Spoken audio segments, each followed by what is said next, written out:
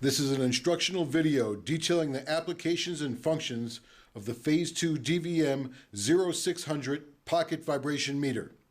The DVM-0600 is designed to obtain balance and alignment data on all types of rotating or moving objects. The technology incorporated utilizes a piezoelectric sensor to obtain sensitive and accurate readings.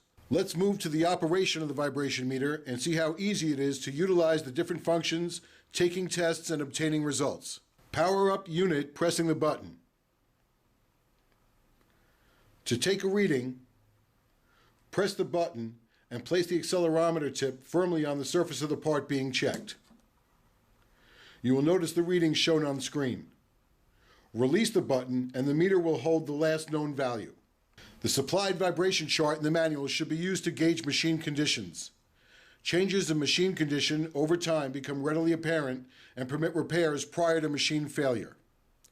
This concludes our application function guide for the Phase 2 DVM-0600 pocket vibration meter.